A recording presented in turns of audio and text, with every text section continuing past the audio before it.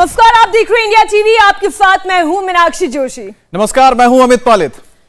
अब से करीब 22 घंटे के बाद उत्तर प्रदेश में वोटों की गिनती शुरू होगी। 22 घंटे के बाद यह पता चलेगा कि 7 चरण के चुनाव में उत्तर प्रदेश की जनता ने किसे सेलेक्ट किया है और किसे रिजेक्ट। लेकिन काउंटिंग से पहले हम आपको उत्तर प्रदेश की वीआईपी सीटों का एग्जिट पोल दिखाने जा रहे हैं और यूपी की एक एक वीआईपी सीट का हाल हम आपको बताएंगे। योगी के मंत्री कहां जीत रहे हैं, कहां वो टफ फाइट में फंसे हुए हैं। अखिलेश के सिपह सालार की क्या रिपोर्ट है? सबसे पहले बात योगी के मंत्रियों की करेंगे। हमने 30 वीआईपी सीटें निकाली हैं। वो 30 वीआईपी सीटें कौन सी है इस वक्त आपके सामने है। गोरखपुर शहर जो कि खुद मुख्यमंत्री की सीट है, सिराथू डिप्टी सीएम की सीट है। इसके अलावा मथुरा, जौनपुर, बिलासपुर, लखनऊ कैंट, लखनऊ पूर्व, अमित, ये तमाम वो सीटें हैं जिस पर नजर आपकी, मेरी और जितने हमारे दर्शक इस वक्त इंडिया टीवी के साथ जुड़े हुए हैं वो ये जानना चाहते हैं कि पट्टी, चित्रकूट से लेकर मुजफ्फर, आगरा कैंट से लेकर गोरखपुर शहर तक जीत किसकी होगी। बिल्कुल, बदायूं, हस्तिनापुर, अतरौली, चंदौसी, इसके साथ ही शिवपुर, वाराणसी दक्षिण, वाराणसी उत्तर, गाजीपुर, इटावा, फेफना, ये सारी सीटें हैं जिस पर सबकी नजर होगी, क्योंकि यहां पर बड़े बड़े दिग्गजों की जो किस्मत है वो दांव पर लगी है। और जब पेटी कल खुलेगी तो ये राज भी खुलेगा कि आखिर वोट किसके पास गया।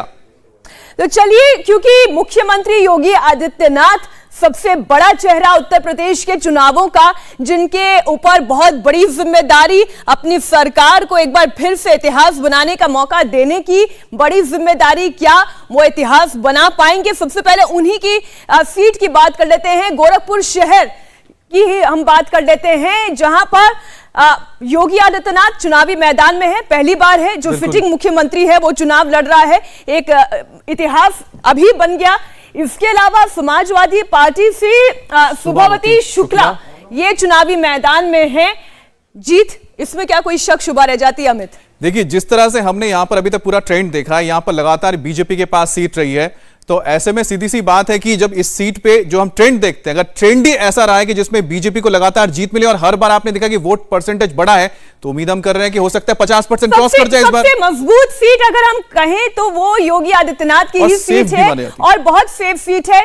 नीतीश चंद्र हमारे संवाददाता अभी स्टूडियो में मौजूद है और नीतीश ने अच्छा खासा पसीना बहाया है। नीतीश, आपने इस शहर को देखा, समझा, लोगों के बीच में आप घूमे, कोई शक रह जाता है कि यहां पर योगी आदित्यनाथ नहीं जीतेंगे? तो सवाल ही पैदा नहीं होता। शायद ये मेरा सवाल ही गलत आप कहेंगे। बिल्कुल, वहां यदि बात होगी तो मार्जिन की सिर्फ बात हो रही है, चाहे शहर का आम नागरिक हो और जो तमाम लोग हैं, हर कोई यही सोच रहा है कि आखिर मार्जिन क्या हुआ, कितना बड़ा होगा, कितनी बड़ी जीत होगी।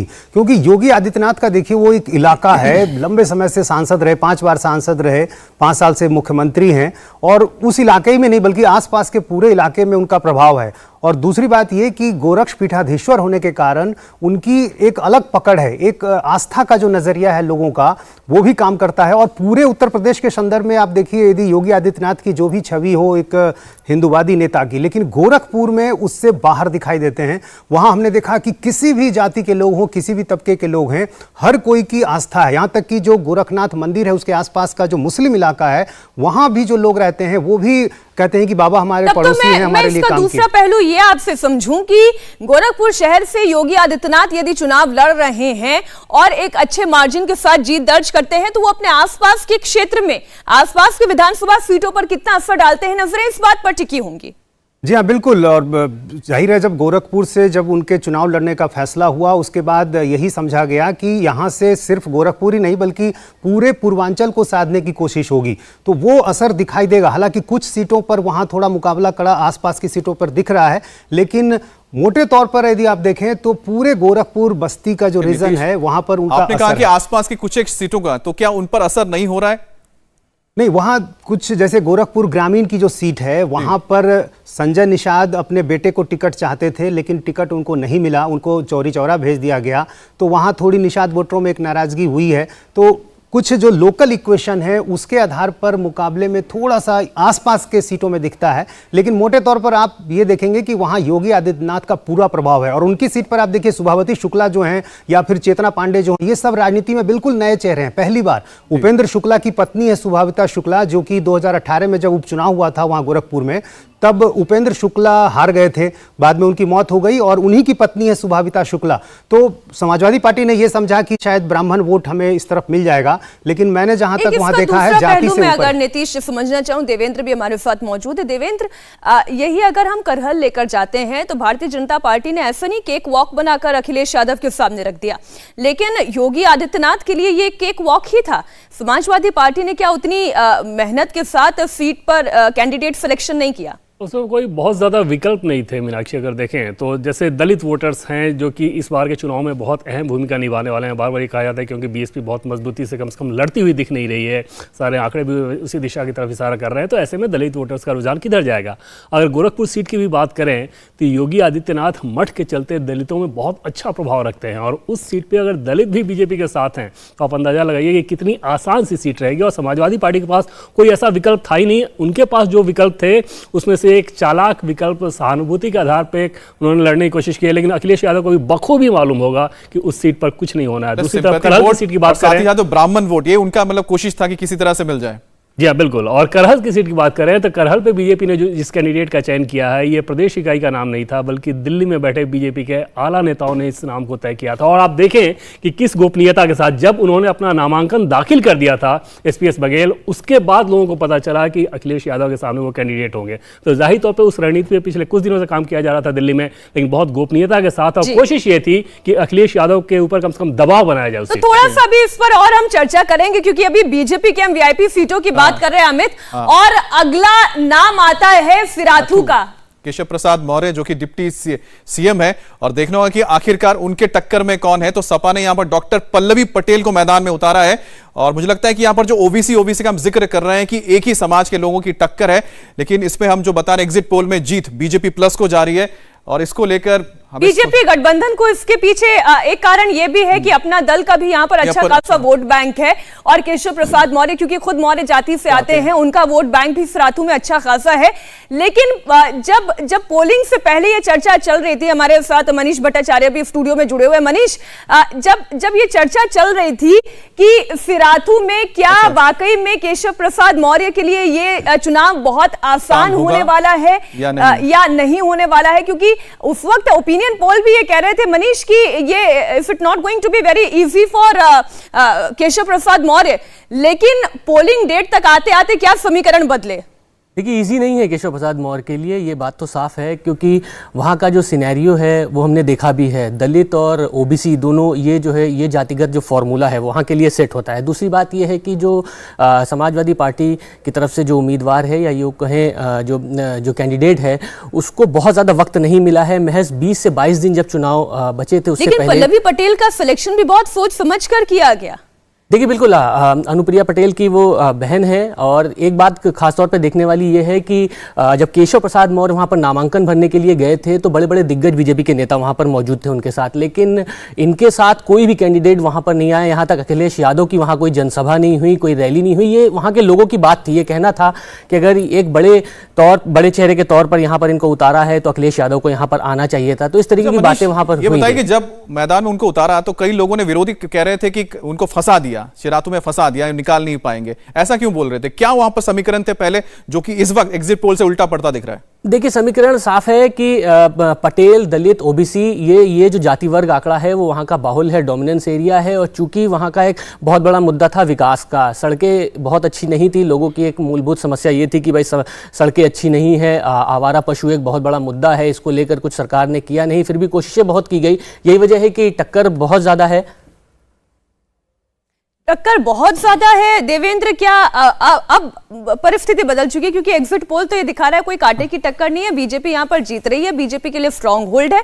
और जिस बात का जिक्र अभी थोड़ी देर पहले मनीष ने भी किया कि पल्लवी पटेल को भले ही वहां पर उतार दिया गया हो कि ये एंटी अनुप्रिया पटेल वोट शायद जो है वो उन्हें मिल जाए, लेकिन उनके लिए प्रचार ना करना कितना भारी पड़ रहा है इस वक्त समाजवादी पार्टी को? सिराथू की जीत की कुंजी की बात करें मीनाक्षी, तो ये लगभग तय माना जा रहा है कि दलित वोट उस सीट पे भी तय करेंगे कि किसकी जीत होनी है। और जो इन्फॉर्मेशन है उसके हिसाब से केशव प्रसाद मौर्य के समर्थन में दलितों का अधिकांश वोट बैंक रहा है। तो उस लिहाज से ऐसा लगता नहीं कि इस सीट को लेकर बहुत ज़्यादा मुश्किल हालात होंगे। दूसरी तरफ पटेल की अगर बात करें तो ये अनुप्रिया पटेल के लिए भी एक बड़ा टेस्ट है कि आखिर अगर अनुप्रिया पटेल अगर एनडीए गठबंधन में हैं और वो पटेलों का वोट नहीं दिला पाए और उनकी बहन वहाँ पे वो झटक ले वो पटेल वोट, तो जाहिर तौर पर अनुप्रिया के लिए बड़ा खतरा था। और उस लिहाज से केशव प्रसाद मौर्य कोई बहुत ज़्यादा दबाव में नहीं दिखे। इस पूरे चुनाव की अगर बात करें तो थ्रू आउट जब उनसे बातचीत हुई है तो बहुत ज़्यादा दबाव में वो दिखे नहीं थे। और एक चीज़ जो मुझे लगता है कि उनके सबसे ज़्यादा जो उनके फेवर में काम करती है, वो लोगों के साथ बहुत एक्सेसिबल रहते हैं। तो अपने क्षेत्र के लोगों के साथ भी वो कनेक्ट उनका ग्राउंड वर्क कर रखा था उन्होंने, क्या आप ये कह रहे हैं ग्राउंड वर्क? जी हाँ बिल्कुल। और कभी भी कोई अगर उनसे संपर्क करे, चाहे उनके क्षेत्र का हो या उनके प्रदेश का हो, तो लगभग उपलब्ध रहते हैं। अच्छा राजेश, आप भी वहां गए थे तो आप कुछ ऐड करना चाहिए, क्या ग्राउंड वर्क क्या किया था जिससे उनको लग रहा नहीं एग्जिट पोल से कुछ बहुत चैलेंज मिला है?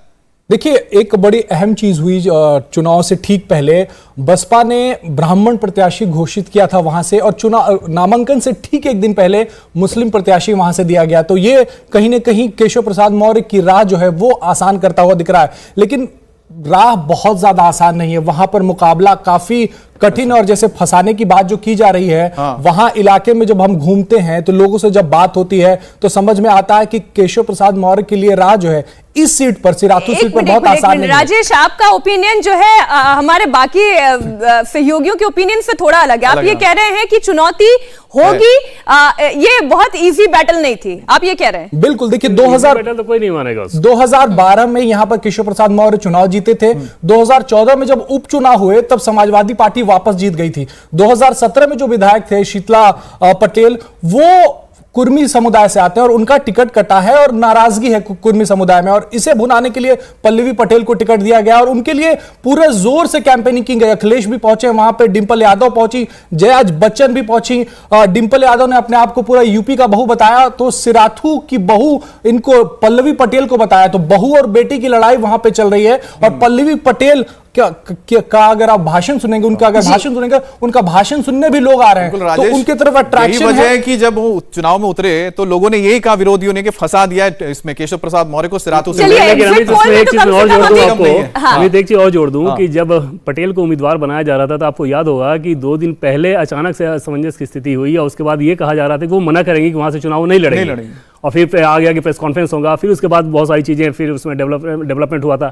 तो ऐसा नहीं था कि वो बहुत ज्यादा उत्सुक थी उस सीट पे लड़ने को लेकर, वो एक तरह से अखिलेश यादव का दबाव था कि उन्हें सीट पे जाना पड़ा। ठीक है, अब अगली सीट की बात कर लेते हैं। आपको लिए चलते हैं कृष्ण की नगरी मथुरा में जहां पर योगी आदित्यनाथ सरकार का एक और मंत्री लड़ाई लड़ रहा है। मथुरा में श्रीकांत शर्मा भारतीय जनता पार्टी के उम्मीदवार, तो वहीं समाजवादी पार्टी की ओर से देवेंद्र अग्रवाल को मौका दिया गया। और देखिए जरा, जीत भारतीय जनता पार्टी के पास जाती हुई दिखाई दे रही है। श्रीकांत शर्मा ने बहुत जोर लगाया, हमने देखा था अमित शाह भी यहां पर उनके लिए प्रचार करने पहुंचे, पर्चा खुद एक एक पर्चा अपने हाथों से बांटते हुए नजर आ रहे थे। तो अब गोरखपुर शहर, सिराथू के बाद मथुरा, जहां पर भारतीय जनता पार्टी जीत दर्ज कर सकती है। इंडिया टीवी के एग्जिट पोल के मुताबिक मथुरा की लड़ाई भी बड़ी दिलचस्प है। देवेंद्र, मैं आप ही से इस चर्चा की शुरुआत करती हूं। मथुरा का जहां हम जिक्र करते हैं, मथुरा की लड़ाई, कृष्ण का बार बार नाम आना, जैसे काशी कॉरिडोर बना, क्या भव्य वहां पर कृष्ण मंदिर बनेगा, केशव प्रसाद मौर्य का कहना, योगी आदित्यनाथ का कहना, मथुरा से सांसद हेमा मालिनी का इस बात का जिक्र करना, क्या यहां से कोई मुश्किल श्रीकांत शर्मा के लिए, क्योंकि एग्जिट पोल तो जीत बता रहा है। और इस सीट की बात करें मीनाक्षी तो बहुत दिलचस्प, आप वो दौर याद होगा जब ये चर्चाएं बहुत ज्यादा चलने लगी थी कि योगी आदित्यनाथ उस सीट पर आएंगे और मथुरा से चुनाव लड़ सकते हैं। जाहिर तौर पर श्रीकांत शर्मा जो कि उत्तर प्रदेश के ऊर्जा मंत्री हैं, वो इस बात को लेकर कहीं ना कहीं दबाव में थे कि क्या ऐसा हो सकता है, उनको अपनी सीट बदलनी पड़ सकती है। और उस सीट की बात करें तो श्रीकांत शर्मा वहां के रहने वाले नहीं है, उनका जो अपना गृह क्षेत्र है वो दूसरा विधानसभा है। तो पिछली बार भी जब उनका कैंडिडेचर अनाउंसमेंट किया गया था तो जो स्थानीय इकाई थी उसने बहुत ज्यादा विरोध किया था, लेकिन पार्टी के राष्ट्रीय नेतृत्व के बहुत करीब है श्रीकांत शर्मा, डेली की टीम में उन्होंने काम किया है। जाहिर पर जब अमित शाह का मैसेज गया उसके बाद पूरी लोकल यूनिट ने भी काम किया, उसके बाद बहुत आसानी से पिछली बार जीत हुई थी, 1 लाख से ज्यादा मार्जिन से जीते थे। इस बार की बात करें तो पिछले 5 सालों में उन्होंने अपने क्षेत्र में काम बहुत ज्यादा किया था, बावजूद इसके दबाव इस बात को लेकर था कि एक बार फिर से डिस्ट्रिक्ट यूनिट उनके साथ नहीं थी। और ऐसी स्थिति में हो सकता है कि पिछली बार की तरह मार्जिन ना रहे, लेकिन जीतने में कोई दिक्कत नहीं होनी चाहिए, इस तथ्य के बावजूद कि बीजेपी के एक कैंडिडेट ये ब्रज का क्षेत्र है, मैं इसलिए जानना चाह रहा हूं जो ब्रज का क्षेत्र है, क्योंकि इस इलाके में हमने देखा था कि थोड़ा सा, क्योंकि वेस्टर्न यूपी से मिलता है तो यहाँ पर कहीं किसान आंदोलन का भी एक असर दिखता है, लेकिन क्या आपको लगता है कि ब्रज का जो क्षेत्र है जिसमें मथुरा भी आता है, वहां पर रेजिस्टेंस था देखने को मिला कि नहीं मिला? यहाँ पर निश्चित तौर पर अगर फेवर की बात करें तो आपको पूरे ब्रज क्षेत्र में बीजेपी का बहुत ही बेहतर वेब दिखेगा, और उसमें कहीं कोई समस्या, चाहे मथुरा की बात कर लें या आसपास के आगरा की बात कर लें, बुलंदशहर की बात कर लें, उस पूरे जोन में आपको वैसी कोई समस्या नहीं दिखेगी कि जहां बीजेपी को कोई डिफिकल्टी रही हो। जाहिर तौर पे जो हिंदुत्व का मसला है वो बहुत अच्छे तरीके से वहां पे काम कर रहा था, कुछ सीटों पे निश्चित तौर पे जो लोकल फैक्टर्स हैं वो काम कर रहे थे, लेकिन मोर और लेस बीजेपी का। अच्छा, एक बात तो हमें भी याद है मीनाक्षी, आपको भी याद होगा, लगातार जिस तरह से मथुरा को लेके योगी आदित्यनाथ लगातार वहां जाते रहे हैं, त्योहारों के दौरान भी वहां पर नजर आए हैं, तो कुल मिलाकर मथुरा में शक्ति केंद्र कहते हैं ना, भारतीय जनता पार्टी के शक्ति केंद्र वो अयोध्या है, वो काशी है और वो मथुरा है। अब इन शक्ति केंद्रों पर तो भारतीय जनता पार्टी का जीतना पार्टी की रणनीति के लिहाज से भी बहुत जरूरी है। अगली सीट की बात कर लेते हैं, वो है लखनऊ कैंट। अब राजधानी में किसका सिक्का चल रहा है? वीआईपी सीट लखनऊ कैंट, जहां से मुकाबला भारतीय जनता पार्टी के मंत्री ब्रिजेश पाठक और समाजवादी पार्टी की ओर से सुरेंद्र गांधी। जीत यहां पर भारतीय जनता पार्टी के पास। मनीष, चूंकि मुझे ध्यान है पोलिंग डेट के दिन आप वहीं मौजूद थे, लखनऊ कैंट के लोगों के नब्ज टटोलने की कोशिश कर रहे थे, क्या समझ में आया? ये लखनऊ कैंट की लड़ाई ब्रिजेश पाठक के लिए, जो पहले ओपिनियन पोल का मैं अगर समय याद दिलाऊं, मुश्किल थी, लेकिन अब ये जीत में तब्दील होगी, एग्जिट पोल ये कहता है। देखिए, बिल्कुल लखनऊ कैंट जो सीट है वो बहुत दिलचस्प है। ये एक ऐसी सीट है जहां पर बीजेपी के तमाम कैंडिडेट चाह रहे थे कि उसी सीट से लड़े, क्योंकि एक तो ब्राह्मण बहुल इलाका है और बीजेपी का बहुत बड़ा गढ़ माना जाता है, पहली बात। दूसरी बात, जब सबसे पहले ब्रजेश पाठक ने अपना दौरा शुरू किया था तो कैंट में ही गए थे, वो सिलाई मशीन चला रहे थे वहां पर, और तब ये कयास लगाए जा रहे थे कि कहीं ना कहीं ब्रजेश पाठक को यहाँ से टिकट मिलेगा। लेकिन जिस वक्त ये एक पूरा समीकरण बदला कि जब तमाम नेता जब पार्टी बदल रहे थे बीजेपी की तरफ से, तो ये हवा उड़ी वहां पर कि ब्रजेश पाठक भी कहीं दूसरी पार्टी का दामन न थाम ले, इसलिए उनको सबसे सेफ सीट दी गई। वो सीट है कैंट। कैंट से ही अपर्णा यादव बिष्ट ने भी दावेदारी की बात कही थी कि भाई वो वहां से चुनाव लड़ना चाहती हैं। रीता बहुगुणा जोशी भी कह रही थी कि उनके बेटे को भी वहां से टिकट मिले। तो कुल मिलाकर कैंट का जो समीकरण है बहुत दिलचस्प है। हालांकि बीजेपी की ये सेफ सीट है, ब्राह्मण बहुल इलाका है और ब्रजेश पाठक के लिए बहुत ही सेफ सीट मानी जा रही है। एक खास बात मैं आपको ये भी बताऊं, सुरेश तिवारी वहां से पहले से ही ब्राह्मण लीडर के तौर पर जाने जाते हैं और एक बड़े चेहरे के तौर पर उनका जो सेफ सीट है वो दे दी गई है, लेकिन जो लोग नाराज थे क्या उनका कुछ असर देखने को मिल रहा है? लेकिन एग्जिट पोल से तो साफ है कि कोई असर देखने को नहीं मिल रहा है। यहां पर बीजेपी की जीत सुनिश्चित नजर आ रही है।